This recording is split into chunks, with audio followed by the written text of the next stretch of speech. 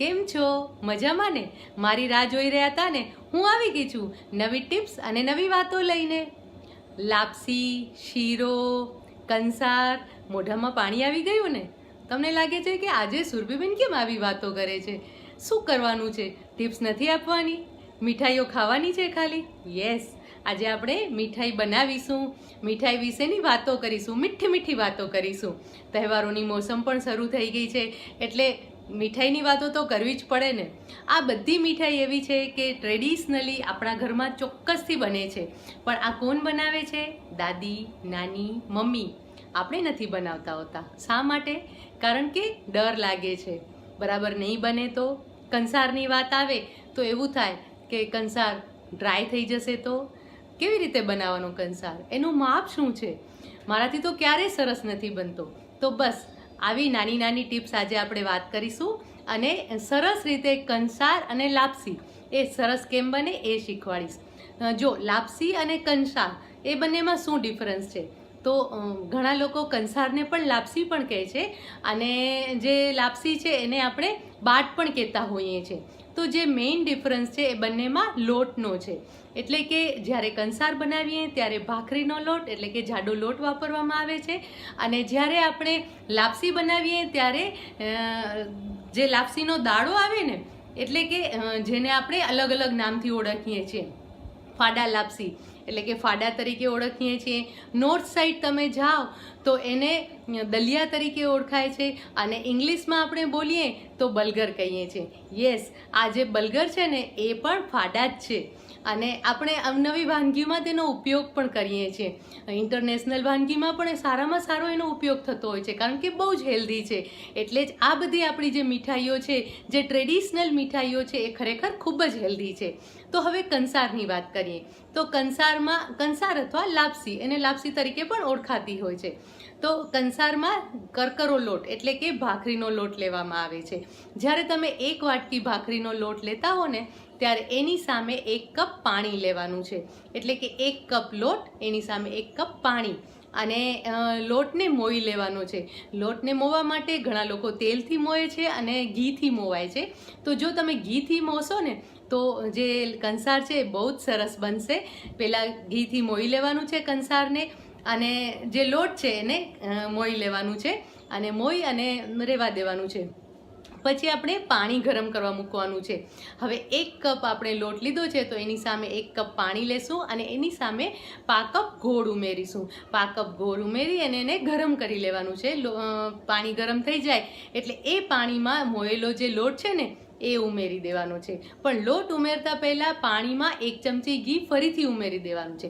આ એક સરસ મજાની ટીપ છે, ખાસ યાદ રાખજો, કારણ કે આનાથી કંસાર એકદમ સરસ છૂટો થાય છે, અને એનો જે દાણો છે એ સરસ રીતે ચડી જાય છે, અને સુગંધી બહુ જ સરસ આવે છે. હવે એને વેલણથી સરસ રીતે હલાવી લઈશું એટલે પાણી સાથે લોટ છે બરાબર એબ્સોર્બ થઈ જશે. હવે જો તમને એવું લાગે કે લોટ હજી વધારે ડ્રાય લાગે છે, બહુ જ કોરો લાગે છે, તો પા કપ પાણી ગરમ કરીને એમાં ઉમેરજો, તો જ કંસાર છે એ સરસ બનશે. ડાયરેક્ટ ઠંડુ પાણી નથી ઉમેરવાનું, આ વાતનું ખાસ ધ્યાન રાખજો.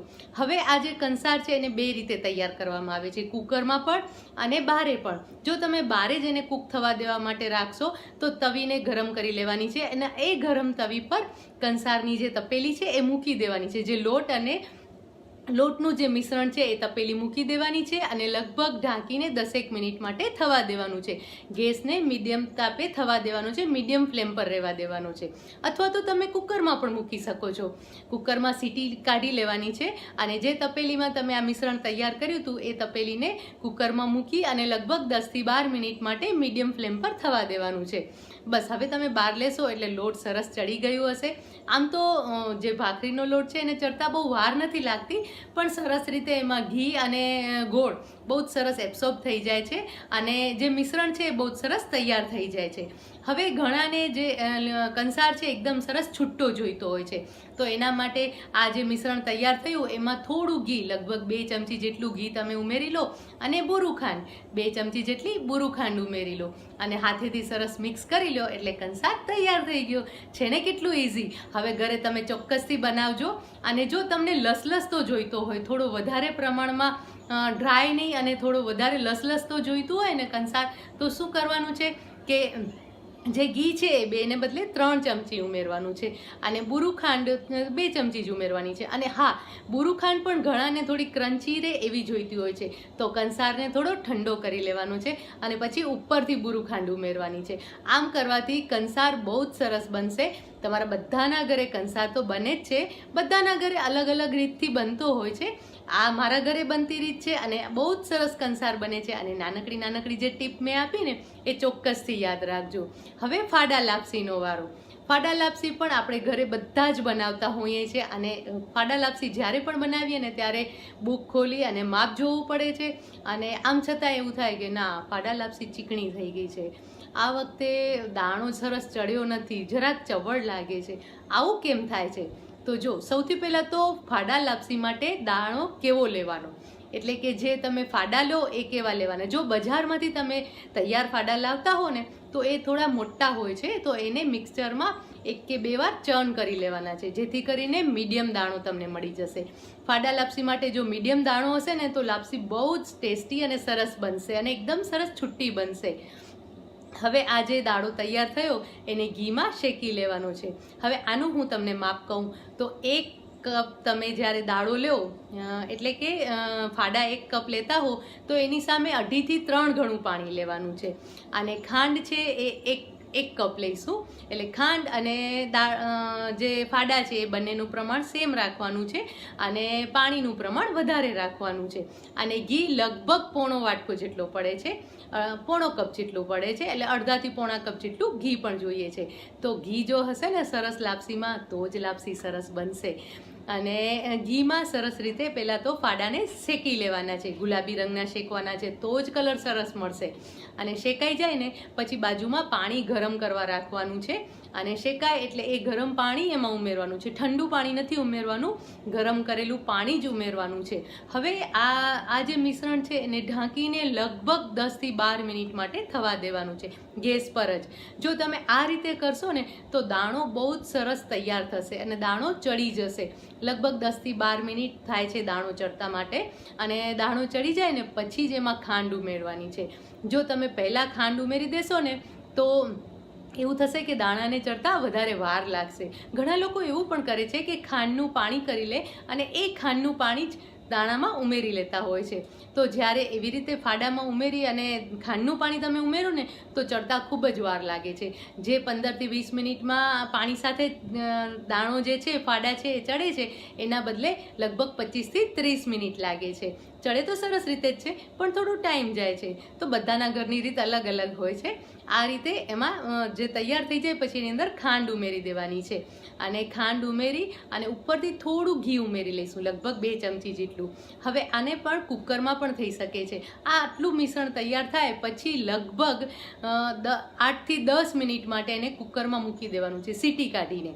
એટલે 10 મિનિટ માટે એકદમ સરસ રીતે તમે મીડિયમ ફ્લેમ પર સિજવા દેશો ને તો જે લાપસી છે એ બહુ જ સરસ તૈયાર થઈ જશે.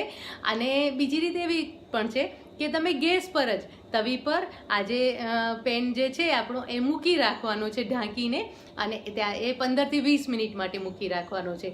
આ રીતે લાપસીને થવા દેવાની છે. અને તમને એવું લાગે કે હવે લાપસી સરસ રીતે તૈયાર થઈ ગઈ છે, દાણો સરસ ચડી ગયો છે, તો ઉપરથી પાછું ફરીથી 2 ચમચી ઘી ઉમેરી અને સરસ રીતે મિક્સ કરી લેવાનું છે. મિક્સ કર્યા પછી એની અંદર ઇલાયચી પાવડર, બદામ, કિસમિસ એટલે કે લાલ દ્રાક્ષ એ ખાસ ઉમેરજો, એનાથી લાપસી બહુ જ સરસ લાગે છે. અને આ બધું જ મિક્સ કરી, કોપરું પણ ઘણા લોકો ઉમેરતા હોય છે. અને વરિયાળીનો સ્વાદ બહુ જ સરસ લાગે છે. વરિયાળી તમે જ્યારે પણ ખાંડ ઉમેરો ને એની સાથે જો વરિયાળી ઉમેરી દો ને થોડા પ્રમાણમાં 1 ચમચી જેટલી, તો વરિયાળીનો સ્વાદ બહુ જ સરસ લાગે છે. આ રીતે લાપસી તૈયાર થતી હોય છે. બહુ જ ઇઝી છે, જરા પણ તકલીફ નહીં પડે. હું પણ આવી જ રીતે ડરતી હતી પહેલાં કે ના, લાપસી કે કંસાર છે એ મને ન ફાવે, એ મમ્મી જ બનાવે. પણ હવે એકદમ સરસ ફાવટ આવી ગઈ છે અને લાપસી બહુ જ સરસ બને છે. તો તમે પણ આ બધી જ ટિપ્સને અનુસરજો અને ચોક્કસથી લાપસી અને કંસાર ઘરે બનાવજો. હવે તો તહેવારોની મોસમ આવે છે અને ઘરે કંઈક ને કંઈક તો મીઠાઈ બનશે જ. તો આ ટ્રેડિશનલ મીઠાઈ ચોક્કસ બનાવજો. અને ખાસ વાત એક કહું કે આ જે ટ્રેડિશનલ મીઠાઈ છે એ જે છે એ આપણે આગળ વધારવાની છે. એ વિસરાતી વાનગીમાં ન આવવી જોઈએ, કારણ કે એ આપણી પાસે એક ખજાનો છે. અને ગુજરાતીઓ માટે ટ્રેડિશનલ વાનગી જે લાપસી અને કંસાર એ તો ખાસ છે, કારણ કે તમને ગીત પણ યાદ હશે ને, લગ્ન ગીતમાં પણ કંસારનું નામ આવે છે. તો હવે આ વાનગીઓ ચોક્કસથી ઘરે બનાવજો અને કંઈ પણ મૂંઝવણ પડે તો હું તમારી સાથે જ છું, મને કહેતા રહેજો. અને હા, બીજી એક વાત કહું કે તમે જે પણ વાનગી ઘરે બનાવો ને એના ફોટા લઈ અને ચોક્કસ સોશિયલ મીડિયા પર મૂકજો અને મને ટેગ કરજો, જેથી કરીને લોકોને પણ ખબર પડે કે આ વાનગી સરસ રીતે ઘરે બની શકે છે અને અમે પણ જેમ હું બનાવી શકું છું એમ તમે પણ બનાવી શકો છો. તો ચોક્કસથી આ વાનગીઓ બનાવજો ઘરે. અને કંઈ પણ મૂંઝવણ થાય તો મને યાદ કરજો. આજે બસ આટલું જ. નેક્સ્ટ ટાઈમ ફરીથી મળીશું. ત્યાં સુધી બાય બાય.